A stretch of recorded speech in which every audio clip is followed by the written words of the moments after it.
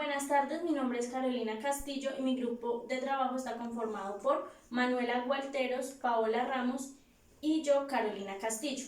Somos estudiantes de Administración en Salud Ocupacional de la Universidad Minuto de Dios. Cursamos sexto semestre y vemos la materia riesgos mecánicos y eléctricos. El día de hoy vamos a hablar sobre los riesgos eléctricos, iniciando con la tensión eléctrica. Para dar una mejor explicación, vamos a iniciar con los átomos. Los átomos se dice que tienen una carga neutra y cuando tenemos un átomo y lo cargamos con más electrones, se dice que tenemos una carga negativa.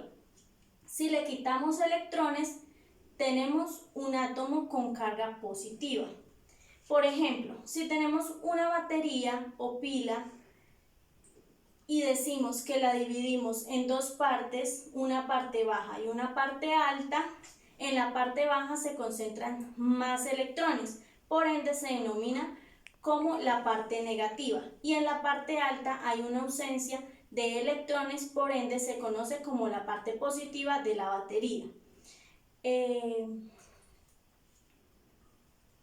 A esta separación de cargas entre positiva y negativa se le conoce como tensión eléctrica, voltaje o diferencia de potenciales. Seguimos con qué es el voltaje o tensión eléctrica.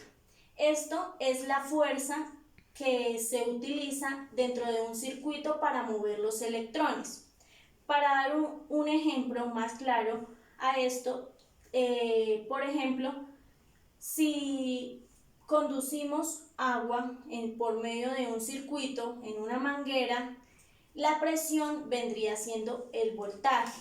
Es decir, que entre más presión haya, más agua podemos conducir. En el circuito eléctrico, entre más voltaje haya, más electrones se pueden conducir.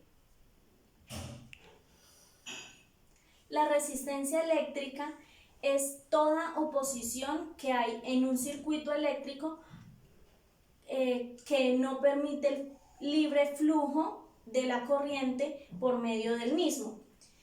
Es decir, que entre mayor sea la resistencia, menor va a ser el flujo eléctrico, y al contrario, entre menor sea la resistencia, mayor va a ser el flujo eléctrico. La resistencia es mayor o menor según la longitud de la resistencia.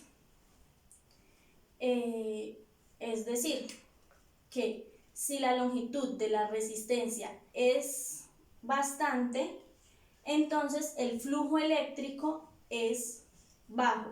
Y si la longitud de la resistencia es poca, el flujo eléctrico es mayor.